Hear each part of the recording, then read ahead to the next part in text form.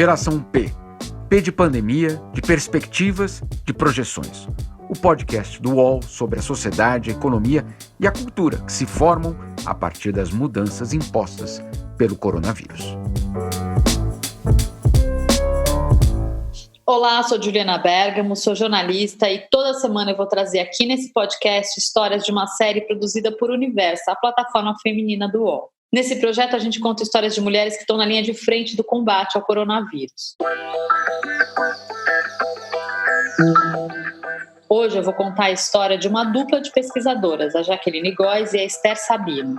Elas lideram no Brasil a equipe do CAD, o Centro de Descoberta, Diagnóstico, Genômica e Epidemiologia de Arbovírus. Esse centro é uma parceria entre o Instituto Adolfo Lutz, em São Paulo, e a Universidade de Oxford, no Reino Unido. Foram elas que sequenciaram a primeira amostra do vírus SARS-CoV-2 do Brasil. E agora elas acabam de realizar o maior levantamento genético do vírus no país. Depois de sequenciar 427 amostras de 21 estados, elas confirmaram que a Covid-19 chegou no Brasil uma semana antes que o primeiro paciente fosse diagnosticado em São Paulo, no dia 26 de fevereiro. Elas também descobriram que 102 tipos diferentes de vírus entraram no país, mas só 3 continuaram infectando os brasileiros. Essas descobertas contam detalhes sobre esse início da história da pandemia e também podem ajudar a encontrar novas formas de conter o avanço da doença. As pesquisadoras disseram ainda que esperam que a pandemia deixe bons ensinamentos para nós, entre eles uma maior consciência ambiental e um novo código de convívio que inclui mais respeito a quem está doente, mesmo que pareça só uma gripezinha. Aliás, por falar em gripezinha, a doutora Esther nunca caiu nessa, como ela mesma vai contar aqui. Para mim, assim, os cientistas usam o Twitter bastante como forma de comunicação em ciência. E eu sigo o Twitter, vários grupos, ou inclusive a OMS, grupos que trabalham com epidemias. Então, acho que eu ouvi falar da epidemia, não sei se foi 1º de janeiro, 30 assim que começou a conversa na China, e que o pessoal estava... Acho que eu vi até antes, está tendo rumor que está tendo uma epidemia na China, até eles colocarem publicamente. Então, foi a primeira vez que eu ouvi falar e na verdade, eu fiquei bastante preocupada quando eu comecei a ver as imagens da China, porque era muito rápido, né? E o impacto de construir aquele hospital em 7 dias, então mostrava que o negócio estava indo muito rápido, né? A gravidade. Então, eu logo fiquei assustada, apesar das outras epidemias da SARS não terem chegado, não terem espalhado, e muitos dos meus colegas achavam que não ia chegar. Então, eu acho que várias pessoas que eu conversei, ninguém achava muito. Até fevereiro, ninguém achava que ia chegar aqui. Essa dúvida acabou logo. Semanas depois dessas primeiras notícias, todo mundo já tinha certeza de que o coronavírus chegaria no Brasil. E a equipe do CAD já estava preparada para isso. Já fazia alguns meses que elas estavam trabalhando com outros vírus perigosos, o da febre amarela, o da dengue e o arenavírus, um micro-organismo não muito conhecido e que em janeiro infectou algumas pessoas aqui em São Paulo, principalmente médicos. E aí começou essa história do corona em seguida, não deu nem para descansar. Tinha uma certa preocupação, tanto que a gente já, conversando com o pessoal de Oxford, que estava ajudando a gente nesse caso de arenavírus, já se falou e a gente recebeu tanto as sequências de diagnóstico para fazer o corona, quanto para fazer o sequenciamento. A gente já estava com eles, acho que uns 15 dias antes do caso chegar, já estava no nosso laboratório. O protocolo a gente já tinha pronto para dengue, né? Que a gente estava fazendo, porque a gente estava tentando montar no LUT, o projeto da Jaque em dengue, e seria fazer os dengues em tempo real na epidemia que a gente estava achando que ia ser grande esse ano aqui no estado de São Paulo. Então, a gente estava preparando para essa epidemia, para sequenciar a dengue este ano, quando chegou o Covid. Mas, para você sequenciar, você precisa ter um componente só que é bem específico. E esse componente que chama primer, a gente já tinha comprado, então, em torno de já tinha chegado uns 15 dias antes do dia que a gente fez o sequenciamento. Foi graças a esse preparo e também a expertise da equipe que elas conseguiram fazer o sequenciamento do coronavírus em 48 horas. Esse período não é uma surpresa para elas, mas chamou a atenção da opinião pública e fez com que elas virassem quase superstars da ciência. Quem vai contar sobre isso agora é a doutora Jaqueline. Nós não esperávamos mesmo que tivesse essa repercussão toda. E para a gente só era legal porque, assim, em termos de ciência, quem chega primeiro publica primeiro, enfim, tem esse reconhecimento dentro da comunidade científica. Mas não esperava de forma alguma que tivesse toda essa repercussão. Inclusive, a gente já teve outros trabalhos, né, doutora Esther, que tinham, assim, naquele momento tinha uma relevância maior perto do que a gente tinha feito, né? Mas a gente já tinha feito coisas mais relevantes com Zika, a gente tinha feito com febre amarela e não teve essa repercussão como teve com o coronavírus. Então, eu não sei, eu acho que foi um conjunto de fatores, né? Eu acho que o Brasil se encontrava num momento em que as pessoas, né, tomaram aquele fôlego por ser um resultado da ciência, que havia sofrido muitos ataques. Então, eu acho que juntou uma série de fatores que levou a essa repercussão. A doutora Esther acha que essa repercussão é boa também para valorizar a ciência e o trabalho de pesquisadores. Acho que eu não era uma pessoa que dava tanta entrevista ou era chamada sistematicamente para dar opiniões, às vezes, de coisas que não são o que eu trabalho. Acho que é bom para chamar a ciência, mostrar a mulher na ciência. Eu acho que é muito, muito legal o que tem acontecido. Agora é curtir um pouco isso, É um momento, assim, que é interessante. Eu achei que é uma experiência para mim que eu não pensei que eu ia passar, mas tá aqui. Logo depois do primeiro sequenciamento, ficou decidido que o trabalho continuaria, agora com uma abrangência muito maior. Diversos laboratórios do país enviaram amostras para a equipe do CAD, que passou a fazer sequenciamentos em série, como numa maratona.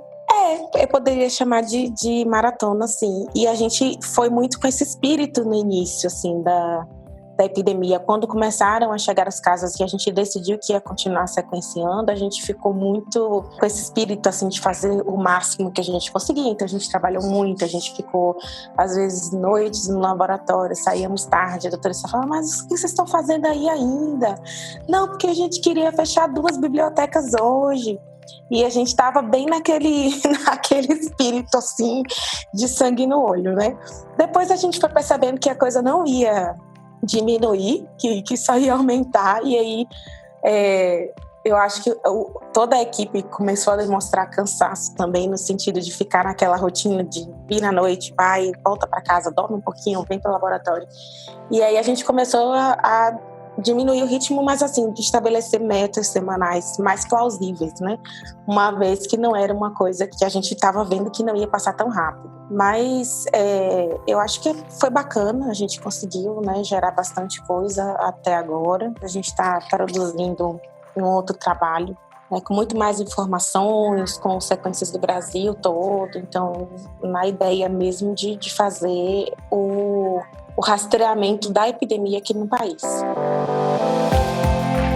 Geração P volta já.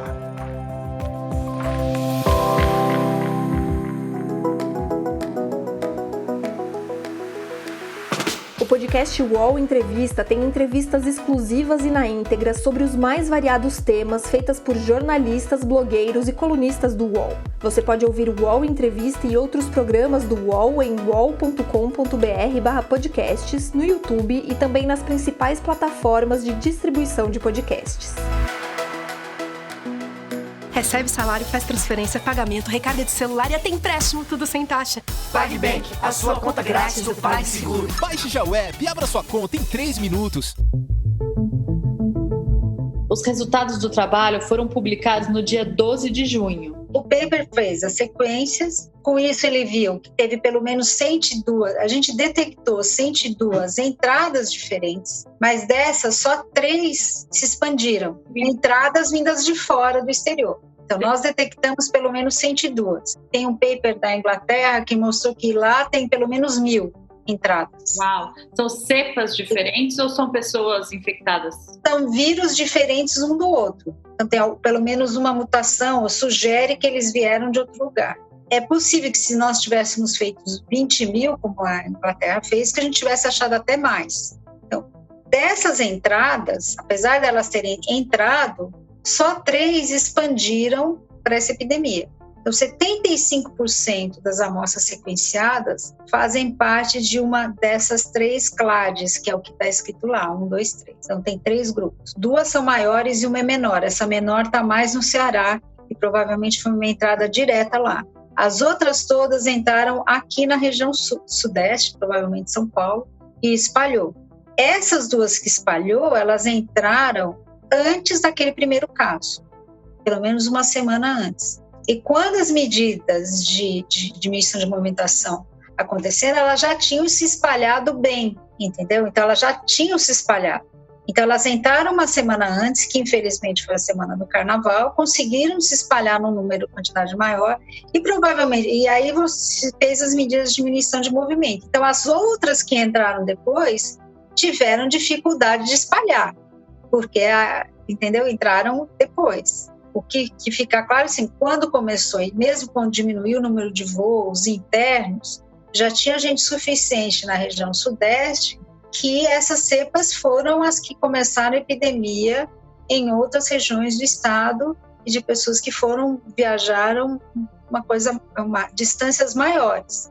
Então, a maioria das cepas em outras regiões do país foram originárias dessas 3 cepas que deram início à epidemia aqui. É isso que conta, ela conta a rota de evolução da epidemia.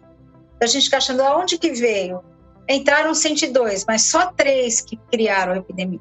Como se 3 pessoas fossem as pacientes zeros da epidemia aqui e que por elas foi transferido para todo mundo. Por exemplo, aquela cepa do primeiro caso que a gente descreveu, ela não expandiu, acabou lá. Teve 1 ou 2 transmissões, mas não transmitiu na forma de uma epidemia. O que acontece nessas epidemias? São pessoas que entraram e ninguém detectou, foi se expandindo sem detectar, e aí cria a epidemia. As outras 99 não se expandiram. A doutora Esther explicou que para chegar a esse tipo de conclusão é preciso fazer uma espécie de árvore genealógica do vírus, o que em ciência é chamado de árvore filogenética. Funciona mais ou menos assim. A amostra de vírus sequenciada tem traços genéticos do vírus que deu origem a ela, que é como se fosse o pai ou a mãe daquele vírus. A partir desses traços, as pesquisadoras conseguem identificar a origem de cada tipo de vírus e então mostrar a evolução da epidemia. Uma árvore filogenética que é exatamente uma árvore genealógica. E você diz assim, tem isso, então a Eva aconteceu em tal época, mais ou menos por aí. Você vai olhando, você faz um modelo e fala, eu tive uma aqui, eu tive outra aqui, e essa originou em tal data. Mais ou menos é igual do Zika. Quando a gente fez o Zika, dava para ver que o Zika tinha entrado 1 ano antes de quando a epidemia foi definida. Tá? Então, você usa isso para inferir quando entrou. Então, as ideias de que já estava correndo aqui em janeiro, ninguém estava pensando. Não, ela entrou um pouco antes, mas não muito antes. Isso conta a história pregressa, do vírus até agora. Mas dá para inferir alguma coisa sobre o futuro do vírus aqui? Ou dá para se preparar para alguma coisa? Não, eu acho que esse tipo de estudo tem que ser mantido, né? Você tem que continuar analisando para ver se por exemplo, tem um grupo que saiu agora também, eu posso depois de mandar, eles acham que tem uma mutação que apareceu na Itália, e quase todas as nossas amostras, que 90% tem, e que essa mutação aumentou a capacidade de transmissão. Não aumentou a capacidade de doença, mas facilitou a transmissão. É uma mutação que tem uma posição Isso aconteceu lá na Europa. Já tem a modificação, quer dizer, essa modificação na Europa pode estar ligada a uma maior coisa. Já as amostras que chegaram aqui são todas filhas daquelas 3 clades que a gente tem, que expandiram, vieram da Europa, não veio dos Estados Unidos, nem veio da China. A gente sabe a origem. A gente não sabe se tem essa mutação que ocorreu na Europa. Sabemos, a maioria tem, 90% delas tem. As 3 clades têm essa mutação. Entendi. Entendeu? Então, a origem indica essa mutação. Então, ainda tem muito para provar se realmente isso é verdadeiro, o que eles estão querendo falar. Mas a gente daqui para frente tem que continuar monitorando para ver se acontece alguma coisa que tem implicação nas coisas que a gente faz. Diagnóstico, ver se depois vai ter alguma, eu duvido, mas que tem impacto em vacina, se as modificações que vão adicionar vão ter impacto em vacina, e assim. Sobre o futuro pós-pandemia, a doutora Esther diz que não tem previsões, mas algumas esperanças. Eu posso dizer o que eu gostaria que as pessoas que mudassem, né? Como vai ser, não saber, mas o que poderiam as pessoas compreenderem melhor o meio ambiente e a questão desse mundo, do que a gente está fazendo para que esse tipo de doença e dessas novas zoonoses apareçam de uma hora para outra. Então, se nisso tiver um pouco mais de consciência e mudança de hábito em relação a isso, de uma percepção de que isso pode ter impactos grandes, que a gente deveria ser mais cuidadoso com o meio ambiente, eu acho que vai ser um ganho grande nesse sentido, porque essas zoonoses devem se repetir, então a gente precisa estar atento e saber que realmente causa impacto. É muito difícil você convencer as pessoas sem elas terem passado pelo impacto. Então, já tinha anos que as pessoas falavam que podia acontecer, só talvez agora com o SUS se falar, olha, talvez seja a primeira de muitas, a gente tem que mudar o jeito como a gente está trabalhando com os animais e com a natureza. Já a doutora Jaqueline acredita que o tratamento que a gente dá para a saúde, principalmente no ambiente de trabalho, vai precisar ser diferente. Eu acho que hoje as pessoas têm mais conhecimento sobre as formas de contágio das infecções respiratórias e eu não sei, eu tenho ouvido muito pessoal falando, eu acho que a nova moda vai ser o uso de máscaras, eu já vou ficar mais preocupado em apertar a mão das pessoas, em estar muito próximo. Então eu acho que nem que seja um pouquinho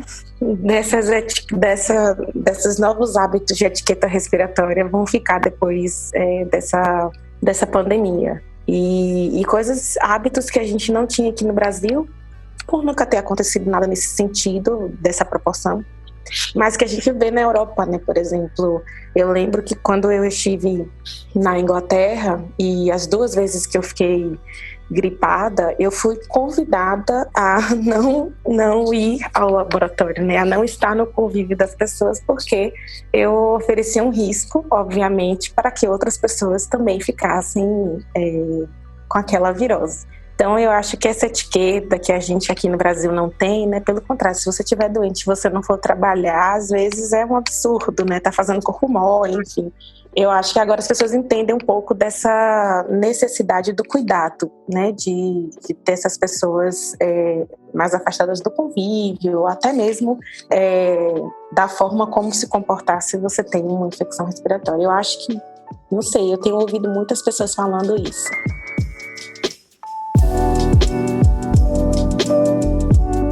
Geração P tem apresentação e reportagem de Ruth Manos, Jamil Chad e Juliana Bergamo. Edição de áudio de João Pedro Pinheiro e coordenação de Juliana Carpanês.